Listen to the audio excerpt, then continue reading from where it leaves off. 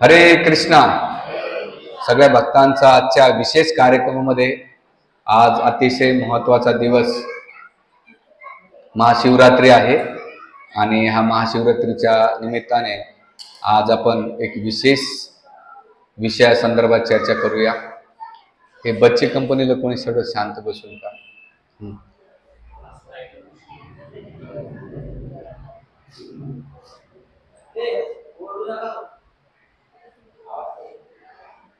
तर आज महाशिवरात्र आहे आणि महाशिवरात्रीनिमित्त म्हटलं की चला आपण दरवेळेस मागचे 2 सेशन कर्माचा सिद्धांत याच्यावर टॉपिकवर चर्चा केली.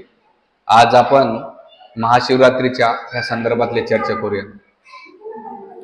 तर एक श्लोक आहे भागवतामध्ये, त्या श्लोकाच्या माध्यमातून श्लोक म्हणण्याचा मागे प्रयत्न करा. निम्नगाना यथा गंगा देवानामाच्युतो यथा वैष्णवानां यथा शंभो पुराणामधीतं तथा. निम्नगाना यथा गंगा देवानामाच्युतो यथा वैष्णवानां यथा शंभो पुराणामधीतं तथा. निम्नगाना यथा गंगा देवानामाच्युतो यथा वैष्णवानां यथा शंभो पुराणामधीतं तथा. श्रीमद भागवतम 12वा स्कंद अध्याय 13 श्लोक नंबर 16 मध्ये याचं वर्णन केलंय. याच्यामध्ये म्हटलेलं आहे सर्वश्रेष्ठ पण आहे, नदीमध्ये सर्वश्रेष्ठ आहे ती गंगा. निम्न गंगा यथा गंगा, सगळ्या नद्यामध्ये सर्वश्रेष्ठ जी नदी असेल ती गंगा आहे. सगळ्या देवामध्ये सर्वश्रेष्ठ देव असेल तर ते अच्युत आहेत. आणि पुराणामध्ये सर्वश्रेष्ठ कोणी असेल तर श्रीमद भागवतम ग्रंथ आहे. तसंच वैष्णवामध्ये सर्वश्रेष्ठ कोणी असेल तर भगवान भोलेनाथ आहेत, वैष्णव आहेत, अशी त्यांची उपयोगिता आहे. तर अशा भोलेनाथांचं महाशिवरात्र का साजरी केली जाते, त्याचा मागचा उद्देश काय आणि त्यांची आपल्या जीवनातून किंवा आपल्या जीवनचरित्रातून आपल्याला काय शिक्षा दिलेली याच्याबद्दल आपण चर्चा करण्याचा प्रयत्न करूया. तसं पाहायला गेलं तर हा विषय खूप मोठा आहे, पण आता आपण जी काही वेळ आहे त्या वेळामध्ये किती घेण्याचा प्रयत्न करूया. तर इथे वैष्णवांची जी व्याख्या केलेली आहे, का बरं व्याख्या केलेली आहे, तर सुखदेव गोस्वामी राजा परीक्षितला म्हणतात की सगळ्या श्रेष्ठांमध्ये वैष्णव कोण आहेत, शंभू भोलेनाथ आहेत.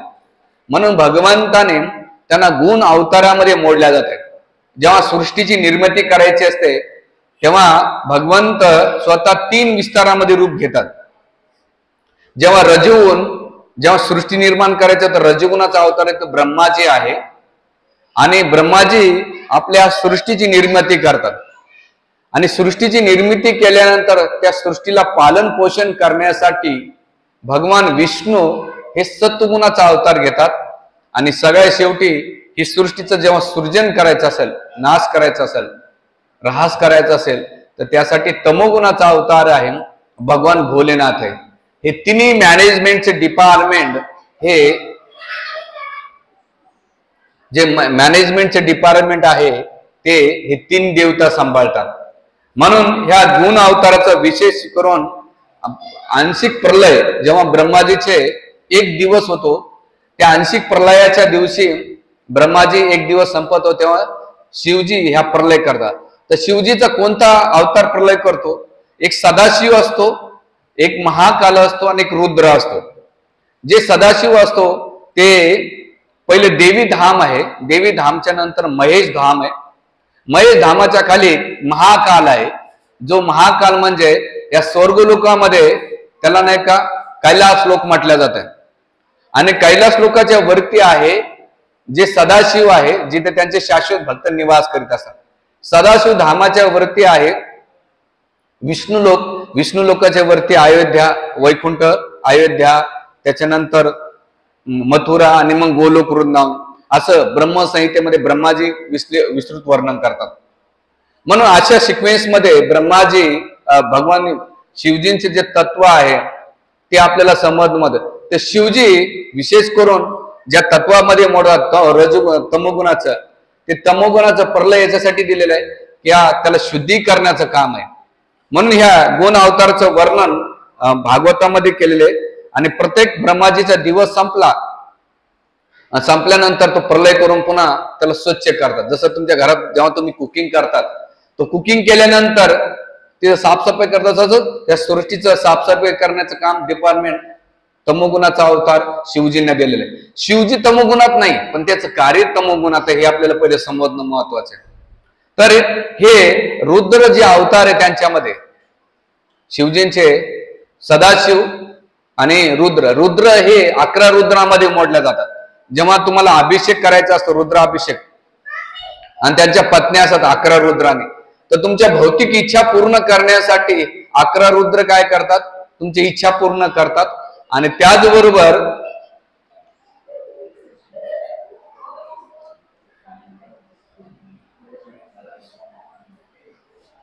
ते 11 रुद्र येतं ते तुमच्या इच्छा पूर्ण करण्याचं काम करतात.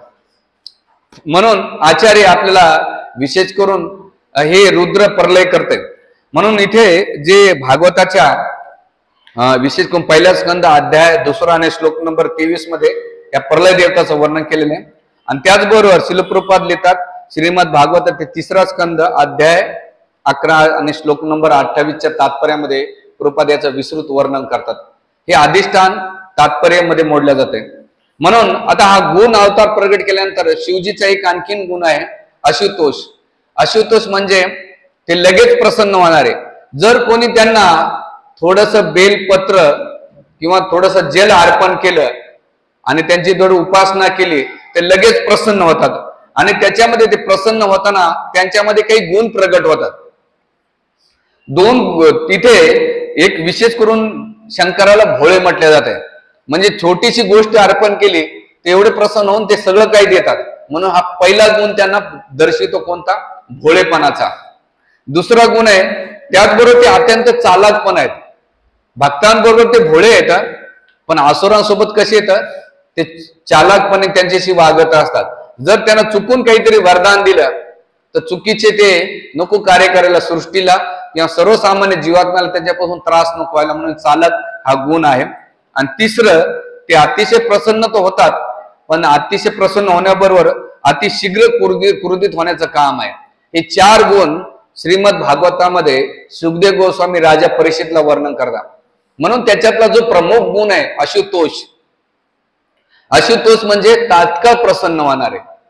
म्हणून या जगामध्ये आपल्याला काही जर प्राप्त करायचं असेल, विशेष करून राजकीय क्षेत्रामध्ये किंवा भौतिक इच्छासाठी जर आपल्याला काही पाहिजे असेल तर जीवात्म्यानं साधारण जर भक्ती केली, उपास केले, जसं 16 सोमवार असतात जे आपण उपास करतो, तर त्याच्यातून त्या जीवात्म्याची तात्काळ इच्छा पूर्ण होती. पण ती इच्छा कशी आहे, त्याला तात्पर्य वस्तू प्राप्त होतात, भगवत प्राप्ती नाही घडत. म्हणून शिवजींचे 2 भाव म्हटले जाते शास्त्रामध्ये, एक सकपट आणि निष्कपट. सकपट म्हणजे जे भौतिकवादी त्यांच्या भौतिक इच्छाने त्यांची उपासना करतात तर शिवजी त्यांची भौतिक इच्छा पूर्ण करतात. आणि जर निष्कपट भावनेने तुम्ही जाऊन त्यांची वर्शिप करतात, पूजा करतात, तर शिवजी निष्कपट भावने तुमच्यासाठी सर्वोच्च काय असेल ते प्रदान करण्याचं काम करतात. म्हणून इथे आचार्य आपल्याला नेहमी सांगत असतात की आपण शिवजीकडे गेल्यानंतर त्यांच्याकडे आपण आपल्यासाठी, आपल्याला जी बुद्धी नाही की आपल्याला काय पाहिजे काय नाही, पण त्यांची उपासना केल्यानंतर शिवजी लेखच प्रार्थना करायची की मला जे काही सर्वोत्तम असेल तुम्ही ते प्रदान करा. जसं भगवान शंकराची वैष्णव विशेष कृपा आहे. नरसिंह मेहता ऐकले असेल, जे गुजरातचे एक महान संत होऊन गेलेले आहेत. भगवान कृष्णाचे अनन्य भक्त होते. तर एकदा त्यांची भक्ती पाहून ते भगवंताच्या भक्तीमध्ये एवढे तल्लीन होते की भौतिक जगामध्ये त्यांना कोणत्याही गोष्टीचं नाही का आश्रित नव्हते. जे काही करते ते माझे गिरधर गोपाल करतात. पण असे नरसिंह मेहता त्यांची भक्ती पाहून एकदा भोलेनाथ जे आहे त्यांना प्रसन्न झाले आणि म्हणले तुम्हाला जे पाहिजे वरदान पाहिजे ते मागा, कारण तुमच्याकडे 18 विश्वाचं दारिद्र्य आहे आणि तुमच्याकडे भौतिक गोष्टी कोणत्या नाहीयेत, तर तुम्हाला जे पाहिजे ते वरदान मागा. त्यावेळेस नरसिंह मेहता भगवान भोलेनाथांना म्हणतात की माझ्यासाठी तुम्ही सर्वोत्तम काय असेल ते प्रदान करा. मला माहित नाही तुमच्याकडून काय मागून घ्यायचं, पण तुम्ही तर बुद्धिमान आहात आणि माझ्यासाठी जे योग्य असेल तुम्ही ते प्रदान करा. आणि मग तेव्हा हे जे नरसिंह मेहता होते त्यांना म्हटलं की तुमची चित्त, तुमचं मन आणि तुमची काया, मन बुद्धी काया नेहमी भगवान कृष्णाच्या चरणाशी राहील आणि तुम्ही निरंतर भगवंताची भक्ती प्राप्त करता, असं त्यांना वरदान दिलेलं आहे. म्हणून आपण बरेच लोक कसं असतंय, देवताकडे जातात पण गेल्यानंतर त्यांच्याकडून काहीतरी भौतिक इच्छा मागण्यासाठी जातात. त्यांना प्रसन्न करण्याचा उद्देशच नसतो. मला काय भेटन त्यांच्याकडून या भावनेने जेव्हा जातात तेव्हा त्यांची कोणती भावना निर्माण होते? सकपट भावना निर्माण होते. पण तुम्ही निष्कपट भावना प्राप्त करायची असेल त्यांच्याकडून तर तुम्ही प्रार्थना करा, पूजा करा आणि त्याच्या पूजेला काय, थोडस दूध, थोडस पाणी, बेलपत्र अर्पण केलं किंवा आपल्याकडून ते काय धतुऱ्याचं फूल ते अर्पण केलं, म्हणजे काय अशा तुच्छ गोष्टी आपल्याकडून घेतात. त्यांना काय अपेक्षा नाही आपल्याकडून, पण तुच्छ गोष्टी देऊन सुद्धा आपल्याला मोठ्या गोष्टी देतात. मग आपल्या साधकांचं काम आहे आपल्याला त्यांच्याकडून काय घेतलं पाहिजे आणि काय नाही घेतलं पाहिजे.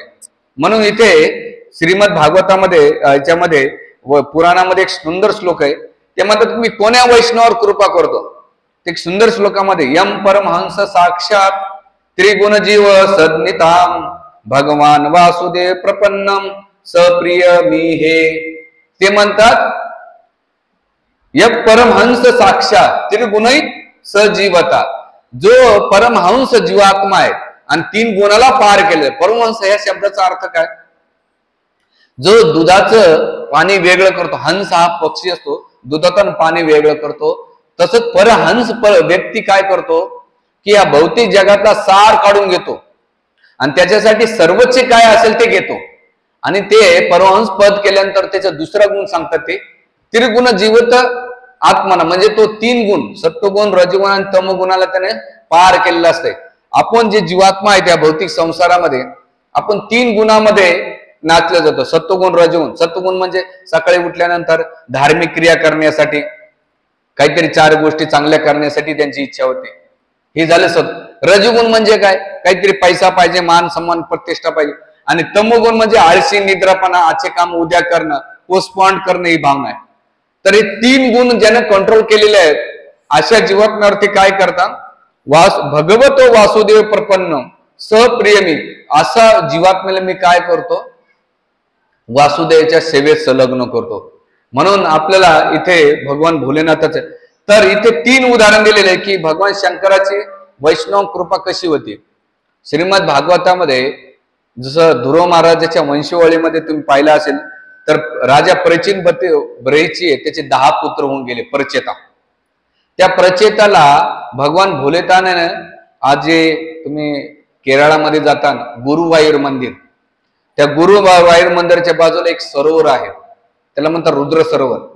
त्या रुद्र सरोवरच्या बाजूला त्यांनी प्रचेता जे 10 प्रचेता आहेत तर त्यांना रुद्रगीताचा उपदेश केला होता.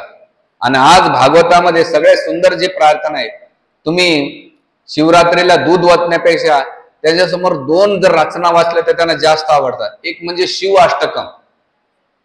शिवाष्टकम एवढं सुंदर आहे, त्यांनी एवढं सुंदर गुणगान केलेलं आहे, आदिशंकरांनी रचित केलेले, ते प्रत्येकानं वाचलं पाहिजे सकाळ आणि संध्याकाळ भौतिक. आणि दुसरं आज शिवरात्रीच्या मध्यरात्री त्यावेळेस त्यांनी रुद्रगीता वाचलं पाहिजे. आणि त्या रुद्रगीतामध्ये शिवजीने राजा आपलं परिचेतांना नाही का भक्तीचे सर्वोच्च ज्ञान प्रदान केलेले आणि ते म्हणतात की मला जी समाधान शांती भेटलेली आहे आणि सर्वोच्च आनंद प्राप्त भेटलेला आहे तर ते रुद्रगीतातून भेटलेले. म्हणून जे वैष्णव असो किंवा सैवट असो, जे शिवजींचे भक्त उपासक करणार असो, या दोन्ही लोकांनी रुद्रगीताचं वाचन केलं पाहिजे. पण बऱ्याच वेळा लोक काय करतात, ते न वाचता आपलं काहीतरी 2 धतुरेचे फुलं गलीतले तोडायचे, महादेवाला अर्पण करायचं, पाणी वाचायचं, फुकटचं पाया पाडायचं, निघालं. नाही, अरे तुम्हाला काय वाटतं हे महत्वाचं नाही, त्यांना काय वाटतं ते महत्वाचं आहे का? त्यांची कधी भावना समजूनच घेतली नाही. त्यांच्या भावनेनं जर आपण जर भक्ती केली तर ते जास्त प्रसन्न होतात. पण काय होतं कलियुगामध्ये, त्यांना आपण समजून घेत नाही आणि आपल्याला जे समजतं ते आपण करतो, चांगलं करतो का वाईट करतो हे आपल्याला कळत नाही. म्हणून आचार्य इथे आपल्याला नेहमी सतर्क करतात की आपल्या जीवनामध्ये जे काही करतात ते आपलं गुरु साधू शास्त्र याच्या मार्गदर्शनाखाली जेव्हा तुम्ही करतात तर तुमच्या गंतव्याच्या ठिकाणी तुम्ही आपोआप पोहोचू शकता तिथे. म्हणून आपण जे शास्त्राच्या नियमानुसार चाललं पाहिजे. आणि सगळ्यात महत्वाचं, भगवान शंकराने जे मार्कंडेय ऋषी आहे त्यांना भक्तिमय गुणाचं ज्ञान वर्णन केलेले, जे श्रीमद भागवताच्या 12व्या स्कंदामध्ये आलेले आहे. तर असे भोलेनाथाचं त्यांनी, आणि त्यांना एक 2 डिग्र्या दिलेल्या आहेत. एक म्हणजे तुम्ही पुराणाचे आचार्य होऊन जाता, आणि दुसरं तुम्हाला भगवान कृष्णाची अनुभूती प्राप्त होईल. हे भगवान शिवजीने मार्कंड ऋषीला आशीर्वाद दिलेला आहे. म्हणून ते वैष्णवांच्या प्रती विशेष त्यांची करुणा आहे, हे त्यांच्या इच्छेतून दिसतंय. त्याचबरोबर भगवान शंकराची नुसतं वैष्णव करुणा नाहीये, तर ते असुरावर करुणा करतात. म्हणून आजचा प्रवचनाचा विषय असणार आहे की भगवान शंकर आपल्या पात्र अपात्र न बघता त्याच्यावर दया आणि कृपा करतात, करुणा करतात. हे त्यांचा स्वभाव आहे. कसा स्वभाव आहे की शिवजी त्यांचे सगळे भक्त होऊन गेले. ते कोण होऊन गेलेले? रावण होऊन गेलेला आहे, बाणासूर होऊन गेलेला आहे, त्यानंतर शाल्लू होऊन गेलेला आहे, जयद्रथ गेलेला आहे, काशीराज होऊन गेलेला आहे. हे सगळे त्याचे भक्त आहेत. आणि सगळे भक्त कोण आहेत? आसुर आहेत. पण त्याच्यामध्ये एक जर पाहायला गेले, अश्वत्थामा, महाभारताच्या, जेव्हा मी आता मध्यंतरी महाभारत वाचून झालं माझं, त्यावेळेला अश्वत्थामा, महाभारताचं युद्ध झालं होतं. आणि महाभारताचे युद्ध झाल्यानंतर हे 3 लोक वाचले, कृपाचार्य, अश्वत्थामा आणि कोण?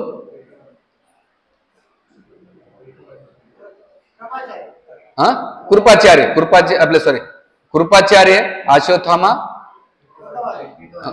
कृतवर्मा, हे 3 लोक वाचले. ह्या 3 लोक वाचल्यानंतर रात्री अंधाराखाली एका झाडाखाली लपून बसले.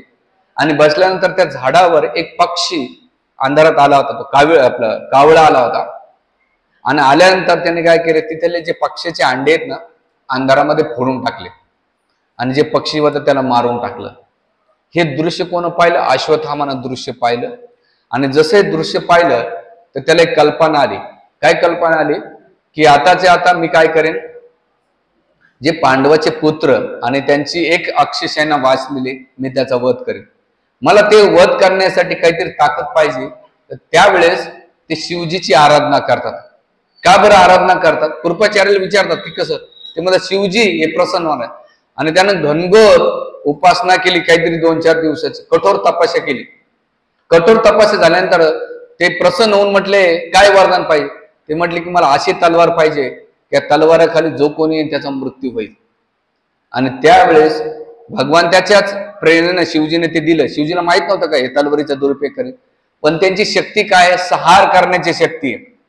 आणि मग जेव्हा सृष्टीचं काही संहार करायचं असेल तर भगवंत ते काय करतात? शिवजींची ताकद आहे रज तमोगुणाची, ती ताकद घेतात. आणि ती ताकद शिवजीने कोणाला दिली? अश्वत्थामाला दिली. आणि अश्वत्थामाने रात्रच्या रात्रात काय केले? एक अक्षसेना पांडवांची मारली. आणि त्याचबरोबर जे द्रौपदीचे 5 पुत्र ते पण मारले गेले होते. आणि मग दुसऱ्या दिवशी तो सगळा प्रसंग होतो. तर हे असुर सगळे शिवजींची, जसं रावण पण तपस्या करीत होता, आणि त्या म्हणून शिवजींचे आणि ब्रह्माजीचे भक्त हे सगळे असुर वृत्तीचे पाहायला भेटतात आपल्याला. म्हणून आपल्याला ते असुरावर कृपा करतात. आणि त्याबरोबर केल्यानंतर सगळ्यात महत्वाचा गुण काय? ते भूत प्रेतांचे नाही का कोण येतं? पालन पोषण करणारे. म्हणून श्रीमद भागवताच्या 4थ्या स्कंदाचं जर वाचन केलं आपण, तर त्रिसंध्याला जेव्हा दिती आणि कश्यपचा संवाद आहे, त्या दिती आणि कश्यपच्या संवादामध्ये एक येतो की रात्रच्या टाइम आपल्या तिन्ही संध्याच्या वेळेस जी दिती होती तिला संभोग करण्याची इच्छा झाली होती. आणि आपल्या पतीला ती हट्टाने म्हणली तुम्हाला संग द्या. तर त्यावेळेस कश्यप मुनी म्हटले की हा योग्य वेळ नाहीये. तुझ्या ह्या वेळेस तुझ्या बहिणीचे जे पती आहेत शिवजी ते फिरतायत, आणि त्याच्याबरोबर असलेले अनुचर आहेत. त्यांचे अनुचर कोण आहेत? भूत प्रेत हे अनुचर आहेत. आणि अनुचर अशा टायमाला जर गर्भधान केला तर भूत प्रेतांचे नाही का संतान जन्माला येते. म्हणून हे तुझं चुकीचं आहे. पण ते हट्टाला पेटले आणि त्या काळामध्ये त्यांचा संग झाला. आणि त्या शिवजींच्या याच्यामुळे 2 असुर जन्माला आले. कोणते? हिरण्यक्ष आणि हिरण्यकशिप जन्माला आले. म्हणून तुम्ही पाहिलं असेल महादेव कुठं जास्त राहतात? सामशम भूमीत राहतात. का बरं सामशम भूमीत राहतात? त्याचा मुख्य उद्देश आहे या समशमभूमीमध्ये जेवढे भूत प्रेत भटकत आहेत, ज्याने आत्महत्या केलेले, या जीवाचा उद्धार करण्यासाठी स्वतः तिथे ते निवास करतात, त्यांचा उद्धार करतात. तिथे निवास उद्धार कसा करतात तर 3 गोष्टींना करतात. एक म्हणजे त्यांनी गंगा धारण केलेली आहे, आणि गंगा कुठून येते? भगवान विष्णूंच्या चरण कमलातून आलेली येते, विष्णुपदी आलेले. आणि विष्णुपदी आल्यानंतर ते भगवंताचे भक्त असल्यामुळं भगवंताची चरण धूळ माझ्या डोक्यावर येईल, ती गंगा येईल. तर जेव्हा हे पापी दुराचारी लोक याच्या संपर्कात येतील तर त्यांचा उद्धार होईल, म्हणून त्यांनी गंगेचं धारण केलेले. तोच प्रसंग आपण नाशिकच्या त्र्यंबकेश्वर ब्रह्मगिरीच्या पर्वत बघू शकतो. हे त्यांचा पहिला गुण आहे. दुसरा गुण, ते भागवत कथेचं वाचन करतात. म्हणून पद्मपुराणामध्ये प्रसंग येतो की पार्वतीने इच्छा केली की तुम्ही एवढं हलाल विष केल्यानंतर अशी कोणती गोष्ट आहे की तुम्ही ध्यान अवस्थेमध्ये राहतात, आणि त्या ध्यान अवस्थेचं कारण काय? मग आणि शिवाने, मी त्याचा प्रसंग पुढे घेईल, पण इथं मुद्दा असा आहे की ते भूत प्रेतांना उद्धार करण्यास गंगा, दुसरं भागवत कथा करतात, आणि तिसरं राम नावाचा जप करतात. ह्या 3 गोष्टीमुळे या भूत प्रेतांचा उद्धार होईल, आणि त्यांना सहारा देण्यासाठी दुसरं कोणीच नाही या सृष्टीमध्ये. मग भगवंताने आणि भगवंतापेक्षा भोलेनाथ म्हटले की यांचा उद्धार करण्यासाठी माझ्याकडे डिपार्टमेंट आहे. आणि निवास कुठं करतात? समशमभूमीत. आज बी तुम्ही नाशिकच्या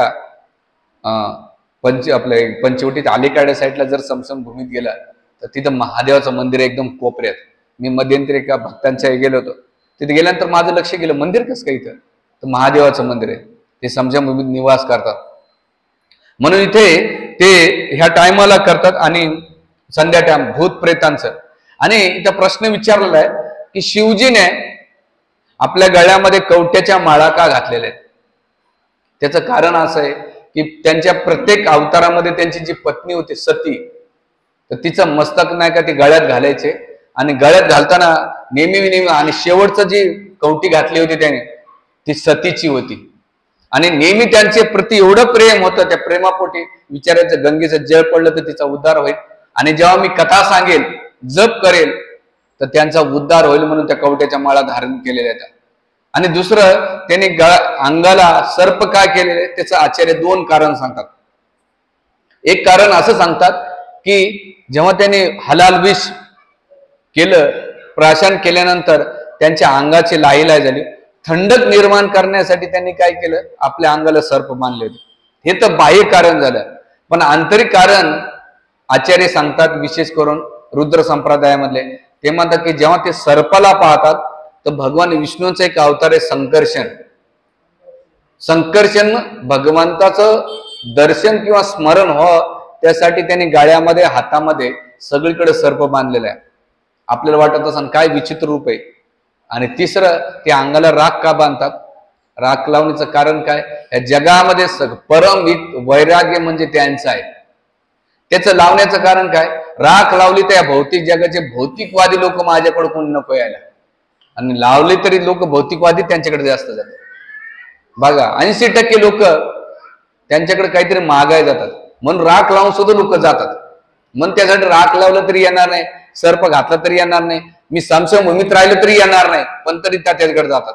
पण काय करणार, त्यांचा स्वभाव ते सुटत नाही आणि ते दयावश करतात. म्हणून आचार्य इथे त्यांना माझ्या हात चुकीचं जरी असले दया करतात. जसं श्रीमद भागवतामध्ये आणखीन एक कथा येते 10व्या स्कंदामध्ये उक्रासुराचा. हा उक्रासुर अतिशय, त्याला एक इच्छा होती की ज्याला मी स्पर्श करेन, ज्याच्या डोक्यावर मी हात ठेवून तो भस्मसात होईल, असं त्याची इच्छा होती. त्याने खूप वर्ष तपस्या केली. तपस्या करून शिवजी प्रसन्न नाही झाले, तर त्याने काय केलं, आपल्या अंगावरला एक मांस कापून नका टाकायला सुरुवात केली यज्ञामध्ये, पण प्रसन्न नाही झाले. मग शेवटी त्याने काय केलं, आपलं मस्तक कापून नाही का टाकणार. त्याच वेळेस शिवजी प्रगट झाले, महादेव प्रगट झाले, आणि प्रगट झाल्यानंतर ते म्हटले बळजबरी का होईना, इच्छा नव्हती, पण आसुर लोक काय करतात, बळजबरी त्यांच्याकडून मागण्याचा प्रयत्न करणार. आणि मग बळजबरी का होईना त्यांना इच्छा, त्यांचं वर काय पाहिजे बाबा, तू कशासाठी एवढं कठोर तपस्या करतो, तमोगुणाची तपस्या करतो? तर ते म्हणतात एकच आहे की मी ज्याच्या डोक्यावर मस्तकावर हात ठेवून तो काय होईल, भस्मसात होईल. म्हणजे ठीक आहे, हरकत नाही. आणि बघा इथे दुसऱ्याचा नाश करण्यासाठी कधी कधी आपल्यालाच घातक होतोय. शिवजीला माहित असून सुद्धा त्यांनी ती दया केली असुरावर. आणि मग याने पहिला प्रयोग कोणावर करायचं ठरवलं? शिवजीवरच करायचं. जसं शिवजीच्या मागे लागले, शिवजी त्रस्त झाले की माझा भगत माझ्यावरच उठलाय, ज्याची करावं कीव तोच घेतो आपला जीव. तशी अवस्था झाली भोलेनाथाची. आणि मग पळ सुटले. ते कुठं पळाले? स्वर्गात पळाले. स्वर्गातून ब्रह्मलोकात गेले. कोणी सहारा नाही. वैकुंठ लोकात गेले. वैकुंठ लोकात गेल्यानंतर त्यांना कळालं, भगवंताला काय कळालं? अरे शिवजीवर आता मोठं संकट आलेलं, करायचं तर काय करायचं? भगवान विष्णूने एक बटुक ब्राह्मणाचं रूप घेतलं. अतिशय सुंदर तेजस्वीपणा आणि त्यांचं ते सौंदर्य पाहून ते त्या कोणाला थांबवतात? उत्तरासुराला थांबवतात, उक्रासुराला. आणि थांबवल्यानंतर म्हणलं काय रे बाबा, कुठं पळतोयस? काय कारण पळण्याचं? ते म्हणतात की हे जे शिवजी आहेत त्यांनी मला वरदान दिलंय, मी पहिला प्रयोग त्यांच्यावर करणार होतो. त्यावेळेस विष्णूने आपल्या बोलण्यातून त्या ब्राह्मणाने आपल्या मधुर वाणीने त्यांना एवढं मोहित केलं, एवढं मोहित केलं. आणि मोहित झाल्यानंतर ते म्हणतात अरे अंगाला राख लावतो, गळ्यात सर्प घालतो. त्याचं वरदान आतापर्यंत कधी ठरलेत का? ऐकलेत का त्यांनी वरदान दिले, त्यांनी प्रसन्न झालेले नाही? ते म्हटले बघ तुझ्या डोक्यावर जर तू हात ठेवला आणि जर ते झालं तर ठीक, नाही तर काय उपयोग नाही. पण आतापर्यंत झालं.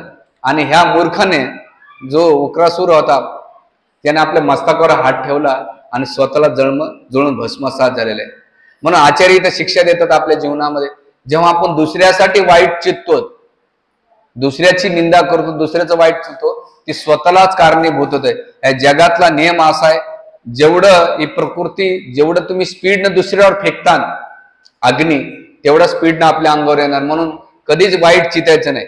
तुम्ही कोणाचं चांगलं करू शकले नाही हरकत नाही, पण कोणाचं वाईट करता कामा नाही. म्हणून आमचे शिक्षाष्टपुर एकदा क्या प्रवचन सांगताय कि ये सोचो मन में, कभी आप किसी को अच्छा नहीं कर सकते ना, तर ठीक आहे, किसी का बुरा मत करना. आणि हेच प्रिन्सिपल ते म्हटले शेवटपर्यंत तुमचं जीवन सफल होऊन जाईल. आणि असं त्यांनी केल्यानंतर ते दिले आणि आशीर्वाद दिल्यानंतर निघून गेल्यानंतर तिथे ते भगवान विष्णूला सुंदर प्रार्थना करतात. आणि ते म्हणतात की हे भगवंता तुम्ही माझं रक्षण केलेले. ते याच्यावर सिद्ध होत आहे की भगवंत भोलेनाथ आपल्याला काय करतात, ते करू शकले असते, त्याचा प्रतिकार करू शकले असते, पण त्या लीलेतून हे दाखवायचं माझ्यापेक्षा सर्वश्रेष्ठ कोण आहे आणि मला कोण रक्षण करते. आणि मग त्यासाठी ही लीला झाली होती. याच्यानंतर भगवान शंकराचा क्रोध आपण पाहूया. क्रोधाचं वर्णन जर पाहिलं गेलं तर त्याचा क्रोध जे बद्ध जीवात्मेची भक्ती नाही करत, जे मनुष्य जीवन भेटलेलं आहे आणि भगवान त्याची भक्ती करत नाही, अशा लोकांचं ते काय करतात? क्रोध करतात. आणि ते क्रोध केल्यानंतर त्याच्यामध्ये विशेष करून श्रीमद भागवताच्या 4थ्या स्कंदामध्ये प्रभूजी तिला शांत बसवते, फार डिस्टर्ब होत आहे. सत्संगाला एकच ठेवायचं, तुम्ही येतात ना हा घरी. हरे कृष्णा कृष्णा कृष्णा हरे हरे, हरे राम राम राम. काय सांग? हा क्रोध. श्रीमद भागवताच्या 4थ्या स्कंदामध्ये प्रजापती दक्ष होते. दक्ष प्रजापती हे त्यांची प्रेमाची किंवा अतिशय लाडकी कन्या होती. कोण? सती. सतीच्या प्रती त्यांचं अतिशय प्रेम होतं. आणि त्या प्रेमापोटी पण काय झालं, त्यांनी शिवजीला दिलं. आणि शिवजीला दिल्यानंतर हळूहळू शिवजीच्या प्रती त्यांचा पहिलेपासून कुटुंबता होते. पण एक दिवस त्यांनी मोठा यज्ञ केला आणि ते यज्ञाचं नाव होतं वाजपेयी यज्ञ. आणि वाजपेयी यज्ञ केल्यानंतर ते यज्ञामध्ये सगळे देवी देवता आले. ब्रह्माजी आले, इंद्र चंद्र सगळे देवी देवता आले.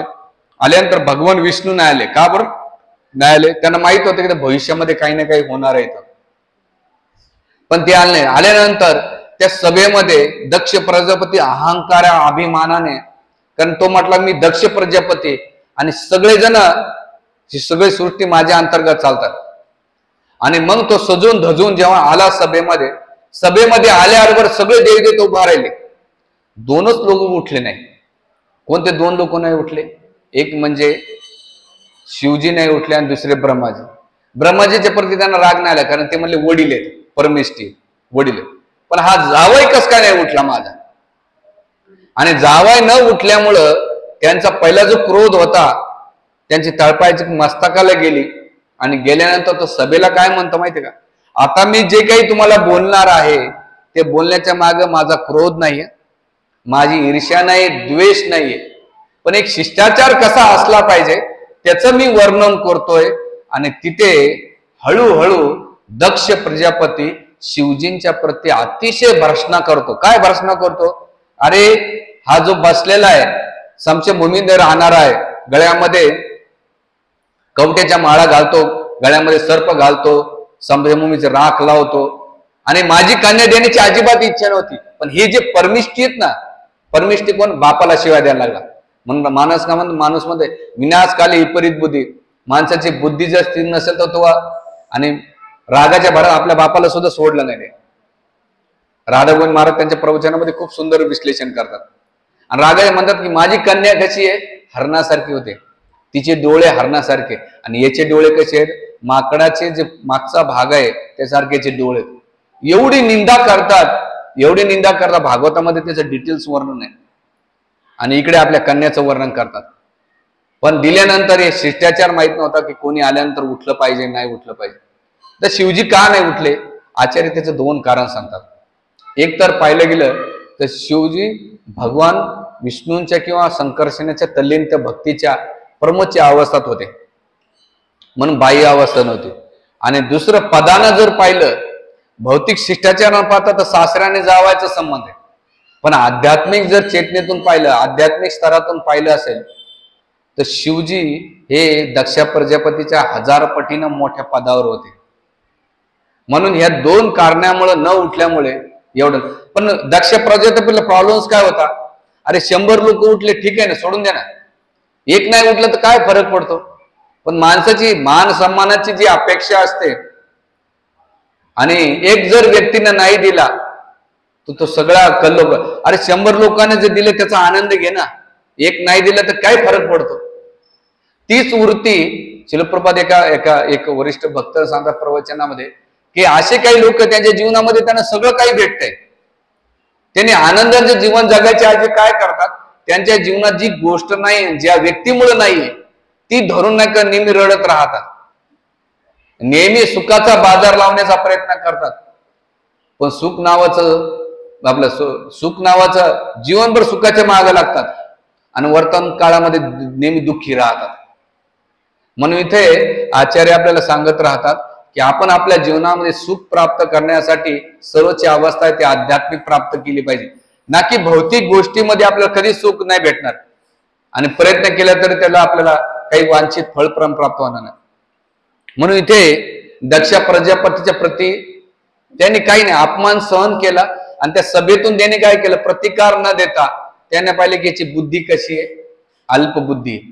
आणि अल्पबुद्धी असल्यामुळे याला लक्ष देणं, दुर्लक्ष करणंच हे महत्वाचं आहे. म्हणून ते निघून गेले. निघून गेल्यानंतर पुन्हा दक्ष प्रजापतीने काय केलं, आणखीन एक मोठा यज्ञ ठेवला, आणि ते यज्ञाच्या भागामध्ये सगळ्या देवतांना भाग दिला, पण एक भाग शिवजीला नाही दिला. तर त्यावेळेस कैलास लोकातून नाही का सगळे देवी देवता सजून धजून, त्यांच्या पत्न्या येऊन सतीची बहिणी सुद्धा सजून धजून जात होत्या, आणि सजून धजून गेल्यानंतर सगळ्या जात होत्या विमानाना. आणि जात असताना त्यावेळेस सती म्हणते शिवजींना, अहो मला पण माहेराला जायचंय. त्यावेळेस शिवजी म्हणतात, अगं ज्या ठिकाणी आमंत्रण नसेल तर त्या ठिकाणी जाऊ नको. तुझे वडील आतापर्यंत त्यांना सती म्हणायचे, पण त्या प्रसंगानंतर शिवजी त्यांना काय म्हणायला लागले माहितीये का, हे दाक्षायणी, तू दक्षची कन्या आहे. म्हणजे बापाचा संबंध जोडून इनडायरेक्टली व्यंगात्मक त्यांना बोलणे चालू होतं, टोमणं मारणं, आणि जाऊ नकोस. मग सती नाही का तर्क देते, म्हणते 3 ठिकाणी कधीच निमंत्रणाची गरज नसली पाहिजे. एक म्हणजे तुमचे गुरु, दुसरं तुमचं माहेर, आणि तिसरं तुमच्या मित्राच्या घरी निमंत्रणाची गरज नाही, तुम्ही स्वतःहून गेलं पाहिजे. आणि गेल्यानंतर शिवजीला माहित होतं की हिचं काय अवस्था होणार आहे, पण ऐकलं नाही. स्त्री हट्टापुढे शिवजी पण हतबल झाले होते. म्हणून या जगातल्या चंद्रग्रहणातून व्यक्ती सुटू शकतो, सूर्यग्रहणातून सुटू शकतो, पण पाणीग्रहणाच्या याच्यातून सुटू शकत नाही. एकदा पाणीग्रहण धारण केलं, चंद्रग्रहण सूर्यग्रहण सुटू शकतं, पण पाणीग्रहण सुटू शकत नाही. तर त्यावेळेस शिवजीनं बघितलं त्रिकाळदर्शी होते, गेले. जाताना नंदीला सांगितलं जा बाबा. आणि गेल्यानंतर सती बघते की माझ्या पतीला इथे कोणताही भाग नाही. आणि गेल्यानंतर बहिणीनं तर स्वागत केलं, सत्कार केला, आईनं केलं, पण तिथले देवदेवतांना अजिबात नाही, दुर्लक्ष केलं. का बरं दुर्लक्ष केलं? जर आम्ही हिला पाहिलं भेटलं तर दक्ष आमच्यावर कोपित नको व्हायला. म्हणून मराठीमध्ये म्हण आहे, घर फिरले की त्याचे वाशे फिरतात. बरं, घरातला लोक परिस्थिती पाहून तुमच्याशी व्यवहार करतात, तुमच्यावर काय बीततं हे बघत नाही. जर तुमच्याशी जमत असेल आणि त्याच्या बाजूचे किती चांगले लोक, वाईट लोक असू द्या, तरी मी त्यांच्याशी जमून घेतो. पण तुमचं माझं जमत नसेल आणि तुमच्या आजूबाजूला किती चांगले लोक राहू द्या, मी नेहमी त्याच्यात खोटच पाहणार आहे. तसं दक्ष प्रजापतीने आपली पोटची कन्या आहे, सगळ्यात प्रेमळ होतं, सगळ्यात जास्त जीव होता, आसक्ती होती शिवजींची. पण शिवजीशी संबंध जोडल्याबरोबर त्याने दुर्लक्ष केलं होतं. आणि केल्यानंतर ती आपल्या वडिलाला बोलते आणि वडिलांना बोलता बोलता तेवढी क्रुद्धिष्ट होते, ते म्हटले की तुमच्यापासून हे जे मला शरीर भेटलंय, आता मला शरीराचं काही ठेवायचं नाही. मी तुम्हाला दंड देऊ शकत नाही, माझ्या पतीला पण समजू शकत नाही, सांगू शकत नाही. तुम्ही करू तर काय करू? स्वतःच्या योगिक शक्तीने ती काय करते, आपलं स्वतः आपल्या भाषेत सांगायचं गेलं आत्महत्या करून घेते. जसं आत्महत्या केल्याने ही बातमी हाकार माजून जातो त्या यज्ञामध्ये. बघा, मनुष्याचं हृदय अहंकारामुळे किती कठोर होऊ शकतंय. पोटचं लेकरू सुद्धा पोराच्या कठोर. मान सन्मानाची जी अपेक्षा आहे ना, माणसाला वेड करून सोडतंय, माणसाला विचलित करून सोडतंय. कारण हृदय कठोर असतंय आणि बुद्धीचा भाव नसल्यामुळे तो कोणत्या लेवल जाईल. आणि त्याचा दुष्परिणाम काय झाला? सतीने देहत्याग केला. आणि देहत्याग केल्यानंतर नारद मुनी ही वार्ता कैलास लोकांमध्ये जाऊन सांगतात. आणि कैलास लोकांमध्ये गेल्यानंतर शिवजी क्रोधित होतात. पहिल्यांदा क्रोधित, आतापर्यंत आपल्यावर अन्याय झाला त्याच्यामध्ये क्रोधित नव्हते, पण जेव्हा सतीच्या प्रती अपराध केला तेव्हा ते क्रोधित झाले. म्हणून आचार्य सांगतात की जेव्हा तुमच्यावर कोणी अपमान करत असेल, तुमची निंदा करत असेल तर सहन करा. पण तुमच्या बाजूचा कोणी जर निंदा करीत असेल त्यावेळेस तुम्ही दंड देण्याचा अधिकार करा. याचा अर्थ नाही की मागची पुढची भाडास काढायची नाही. त्याचा मेन उद्देश आहे की त्याने पुन्हा त्या चुका करू नये, म्हणून त्यासाठी ते दंड देणं महत्वाचं आहे. आचार्य सांगतात दोन लोकांना दंड दिला चालतो. एक म्हणजे आपल्या मुलाला, शिक्षकाने विद्यार्थ्याला, आणि आई वडिलांनी आपल्या मुलाला शिक्षण देण्यासाठी तो दंड दिला पाहिजे. दंड म्हणजे मारण्याचा नाही, त्याला ती शिक्षा दिली पाहिजे, त्यांनी त्याच्या जीवनात सुधारलं पाहिजे. आणि म्हणून अशा प्रकारे शिवजींचा क्रोध प्रगट झाला. त्या क्रोधामध्ये वीरभद्राचं प्रागट्य झालं आणि वीरभद्राने मग त्या दक्ष प्रजामध्ये विध्वंस केला. आणि मग शिवजी आणि भर्गुमुनी एकूण एकाला शाप द्यायला लागले. त्या शापामध्ये सगळं काही विध्वंस झालं. आणि विध्वंस झाल्यानंतर तिथे वीरभद्र काय करतात, दक्ष प्रजापतीचं मस्तक छाटतात आणि ते यज्ञामध्ये टाकतात. आणि मग ब्रह्माजी सगळे देवदेवता कैलास लोकांमध्ये जातात आणि शिवजींची अतिशय सुंदर सुंदर प्रार्थना करतात. आणि प्रार्थना केल्यानंतर शिवजी अतिशय प्रसन्न होतात आणि ते म्हणतात माझ्यामध्ये दक्ष प्रजापतीप्रती अजिबात काही द्वेष नव्हता, हे नव्हतं, पण त्याला दंड द्यावा किंवा आणखीन त्याच्यामुळे काही नुकसान नको व्हायला म्हणून मी तो दंड दिलाय आणि माझा भावना सुटलेली. तर ब्रह्माजी म्हणले प्रसन्न होऊन तुम्ही त्यांना जे ते आशीर्वाद द्या. आणि सगळ्याला आशीर्वाद द्या. म्हणजे पूजचे दात तुटले होते, ते म्हणले आजपासून सत्तू खाशील. भर्गुमुनीला नाही का सगळ्याला वरदान दिले. आणि वरदान दिल्यानंतर दक्ष प्रजापतीला बकऱ्याचं तोंड लावलं. आणि बकऱ्याचं तोंड लावल्यानंतर त्यांनी अतिशय सुंदर सुंदर सुंदर प्रार्थना शिवजींच्या प्रती केली. का बरं बकऱ्याचं तोंड लावलं? शरीर जरी मनुष्याचं होतं आणि डोकं बकऱ्याचं होतं, त्याचं कारण सांगतात आचार्य की याची पहिली जी वृत्ती होती माय, माझी संपत्ती, माझा मान सन्मान प्रतिष्ठा, हे सगळे लोक माझे माझे माझे. ही म्या असनो मे वसनो मे बंधुवर्गो मे म्या इति कुर्वन्ति. ते म्हणतात काय, असनो मे वसनो मे, म्हणजे शेजारी पाजारी घरी दारी, असनो मे वसनो बंधू वर्गो मे, भावा बहीण भावनामध्ये मी केलेले, काय केले, मी हे केलं, मी ते केलं, माझ्यामुळे झालं, असं केलं तसं केलं.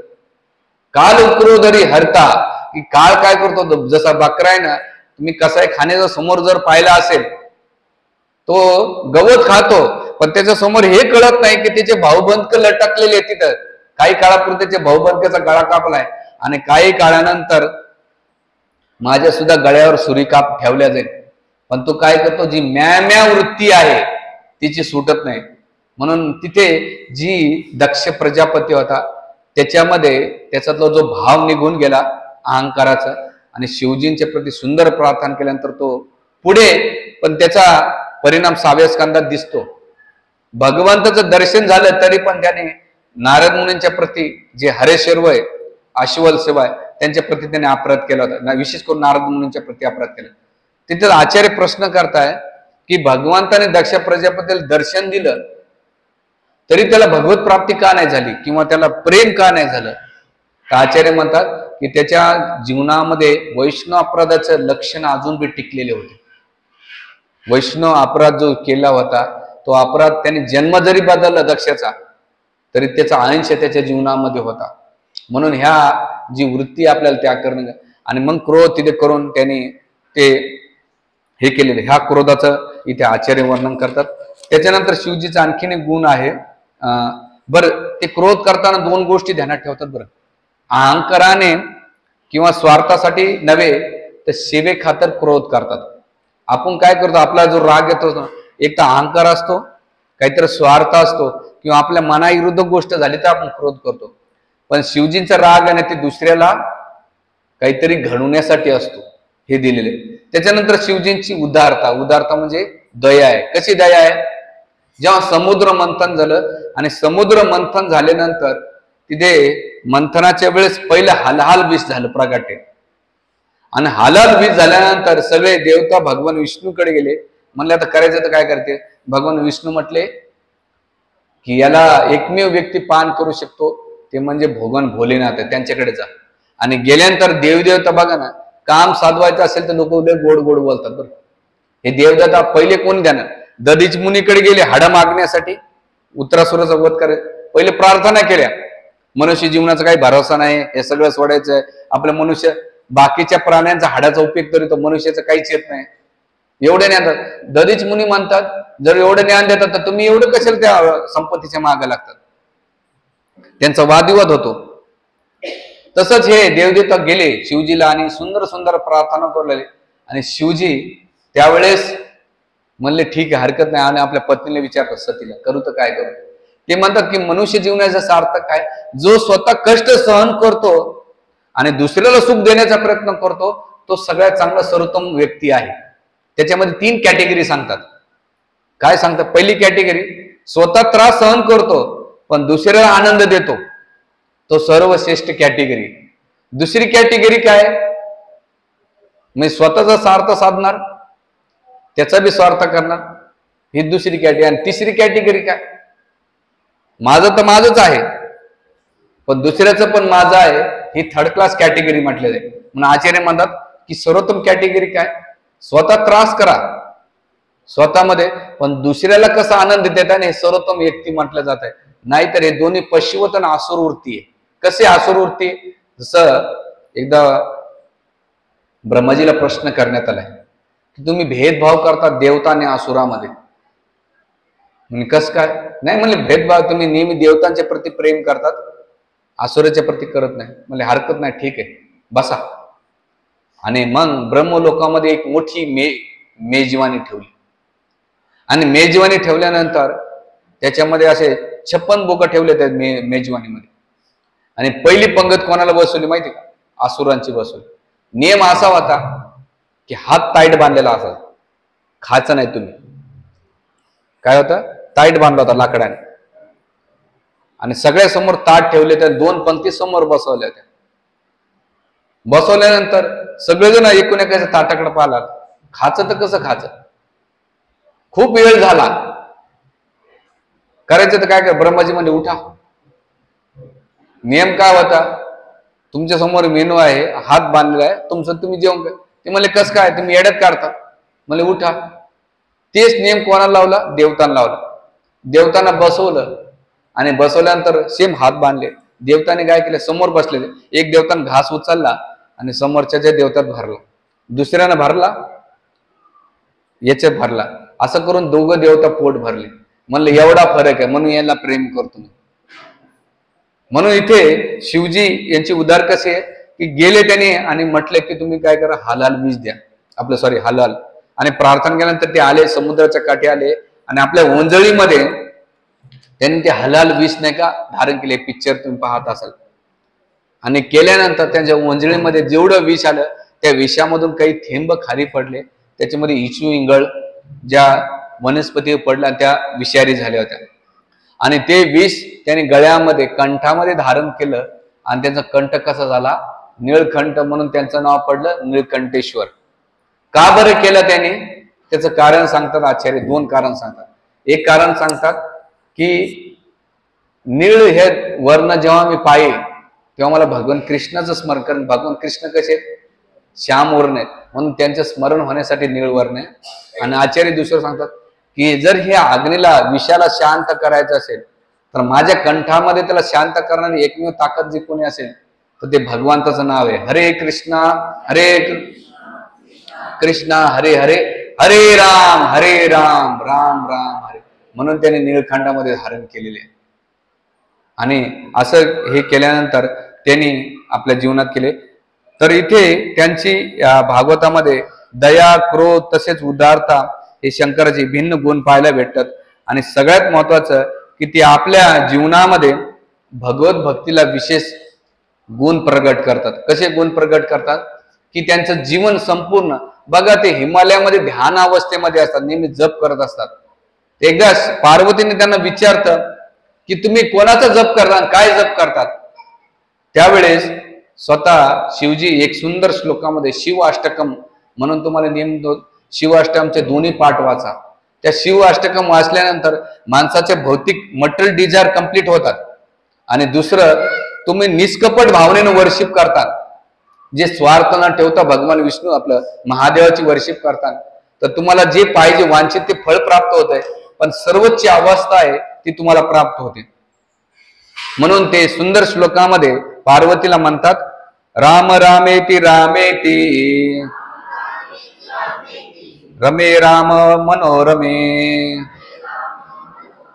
सहस्रनाम तुतुल्यम राम नाम वरानने. म्हणतात हे सती, हे पार्वती, मी काय करतो, राम रामेती रामेती, हे राम आहेत आणि राम रमेती, रमण करणारे, मनोरमे, माझं मन रमण राहिलंय. ते म्हणते असं का, रामच का. ते म्हणतात सहस्रनाम तुतुल्यम, तुम्ही 1000 नाव दुसरे घ्या पण राम नाव घेतलं ना ते 1000 नावाच्या बरोबर आहे. म्हणून मी काय करतो, राम नाम वराने, मी राम नावाचा जप करतो. म्हणून राम रक्षता स्तोत्र आज आपण म्हटलं पाहिजे, शिवाष्टकम म्हटलं पाहिजे. एवढं नाही तर रुद्र संहिता पण म्हटली पाहिजे, रुद्र गीत किंवा रुद्र संहिता पण म्हटले जाते, त्याचं विश्लेष वर्णन केले. आणि याबरोबर त्याबरोबर ते म्हणतात की ठीक आहे, राम नाम नाही करू शकलं तर विष्णू सहस्रनाम वाचन केलं तर शिवजी पण प्रसन्न होतात. तर अशा शिव आणि पार्वतीची कथा, भागवत कथा त्यांनी सांगितलेली आहे. असं सुंदर चरित्र आपण त्यांच्या जीवनातून पाहू शकतो. म्हणून आपण महाशिवरात्रीचे ते उपास तर ठीक आहे, पण आपले उपास कसे आहेत, मरणाची खिचडी खातात 3 टाइम. आज तर एवढे मेनू आहेत, उपासाचे वडे, किती मेनू खाल्ले. उपास आहे का, आपण उपास नाही करत होतो. उपास म्हणजे इंद्रियाचा निग्रह करून जास्तीत जास्त स्मरण कसं केलं पाहिजे.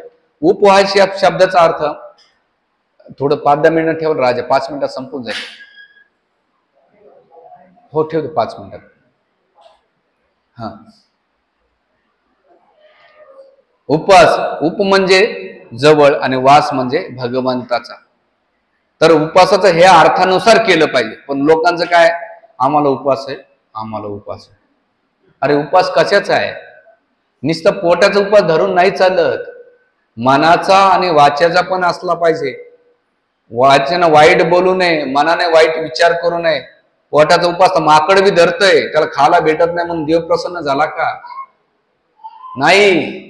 पण मनाचा, मी माझ्या मनामध्ये शिवरात्री, भोलेनाथ, आज मी महाशिवरात्र काय बरं माहिती आहे, आज शिव आणि पार्वतीचा विवाह झालेला आहे. आणि तो विवाह कसा झालेला आहे, जेव्हा सतीने देह त्याग केला. आता सतीने देह त्याग का केला, त्याचं कारण असं आहे रामचरित्र मानसमध्ये की जेव्हा शिव आणि पार्वती एकदा बसले होते आणि भगवान रामचंद्र सीतेच्या शोधामध्ये इकडे तिकडे जात होते आणि सीतेचा शोध घेत असताना भगवान भोलेनाथ भगवान रामचंद्र नमस्कार करतात. तर सती विचार करते हे देव कसं काय असू शकतात, एक साधारण व्यक्तीसारखं आपल्या स्त्रीच्या मागे पागल वेड्यासारखं वागतायत, मी यांची परीक्षा घेतात. तर भोलेनाथ म्हणले नको घेऊ, ते भगवंत ती लीला करतात. नाही नाही म्हणले मला घ्यायचं. आणि गेल्यानंतर हिनं सतीनं काय केलं, सीतेचं रूप घेतलं आणि ती आजूबाजूला भटकत होते. भगवंत बऱ्याच वेळा दुर्लक्ष करायचे की भवानी नाही का माझी परीक्षा करतात, पण सतीनं बघितलं गेले आणि अचानक प्रगट झाले सीतेच्या रूपामध्ये. आणि मग शिवजी भगवान रामचंद्र म्हणतात माते भवानी भोलेनाथ कुठे आहेत. आणि ती एवढी तिला ग्लानी झाली, अरे मी मोठ्या व्यक्तीचे परीक्षा पाहायला लागले. आणि झाल्यानंतर आपले चूक कळल्यानंतर सती कैलास लोकात गेली. शिवजीने विचारलं काय झालं, म्हणजे काय नाही आले दर्शन करून आले. त्यांना कळालं सगळं तू खोटी बोलतीये. आणि तेव्हापासून सतीला दुर्लक्ष करू. का बरं दुर्लक्ष करू लागले, की ही कधी माझं ऐकत नाही, माझ्या मनाविरुद्ध केलं. आणि म्हणून हळूहळू नाराजपणावर दुर्लक्ष करीत असताना सतीने विचार केला एकतर माझे पती दुर्लक्ष करतात आणि दुसरे माझे वडील माझ्या पतीने माझ्या पतीचे अपराध करतात, याच्यापेक्षा मी काय केलं हे शरीर ठेवायचं नाही. म्हणून दक्ष प्रजापतीच्या यज्ञामध्ये त्याने 10 संस्कार केला.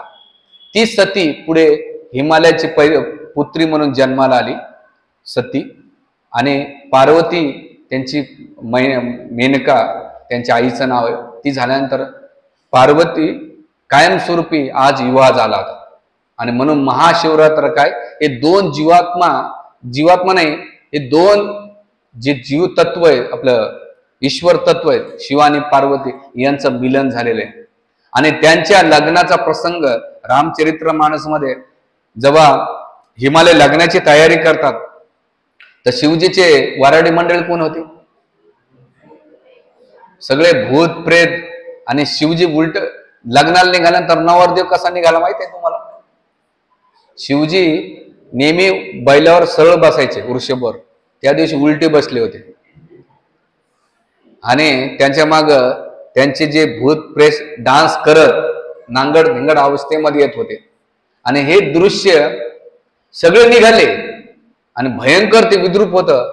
तुम्ही आज जर कधी गेलात मनकर्णी का घाट आहे कुठं वानारसीमध्ये आणि धुलीवंदन मध्ये, तिथे त्या गरम गरम समसुमीतले राख लावतात भूतानुश्वर. बघा तुम्ही, त्यांची भयंकर होळी असते, तुम्ही ती होळी खेळू शकत नाही, त्या होळीच्या आजूबाजूला फिरकणार पण नाही तुम्ही,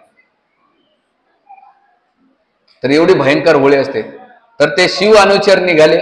जसं पार्वती माताच्या आईनं पाहिलं की माझा जावई तो उलटा बसलाय, त्याचं वरण मंडळी धडाचं नाही आणि मी कोणाला देते. पण हिमालय म्हटले साधारण नको समजू, जावई आपले. आणि मग तिने डोळे बंद करून शिवजींची वर्शिप केली की जावई भेटाव तर असा भेटाव. त्याचं खूप डिटेल, त्याची एक वेगळं स्टोरी नंतर मला वेळ भेटला तर मी त्याचे डिटेल्स घे. शिक्षाष्टप्रभूने हरिद्वार यात्रेमध्ये 2 तास कथा सांगितली होती की तुम्ही ऐकले असेल तर माहित नाही. खूप भूत प्रेत नाचत नाचत असं त्याचं वर्णन आहे. तर ते आणि मग त्या रात्री शिव आणि पार्वतीचं लग्नाचं वर्णन केलेलं आहे. असं हे महाशिवरात्राच्या आधी शिव आणि पार्वतीच्या प्रश्नासाठी आपण हे केलं पाहिजे. तर असं याचं वर्णन. तर आपण अशा प्रकारे महाशिवरात्र उत्सव साजरा करू शकतो. आणि त्याच्यातून आपल्या जीवनामध्ये महाशिवरात्री एकच विचार केला पाहिजे की मी भोलेनाथाच्या जीवनातून काहीतरी गुण माझे आत्मसात केले पाहिजे. सहनशीलता, त्याच्यानं उदारता, दया किंवा भगवत भक्ती असे गुण घेऊन आपलं जीवन आत्मसात केलं. नाही तर दरवर्षी महाशिवरात्र होतात, तुम्ही दूध वाटतात, पाणी निघून जाते, धतोरेचे फुल फुकटचे भेटतात म्हणून वाहतात. नाही, पण जीवनात काय फरक पडला, मी काय गुण घेतला, 3 टाइम मरणाच्या खिचड्या खाल्ल्या, त्याच्या पलीकडे काहीच झालं नाही. महत्वाचं आहे की त्यांचे गुण जेव्हा आपण आत्मसात करू तेव्हा ती खऱ्या प्रकारे महाशिवरात्र साजरी केल्यासारखं होईल. आणि म्हणून इथे आता तुम्ही शिवजींचं चरित्र पाहिलं, पण आता सगळ्यात महत्वाचं एक चरित्र पाहूया. हरे कृष्णा कृष्णा कृष्णा हरे हरे, हरे राम राम राम.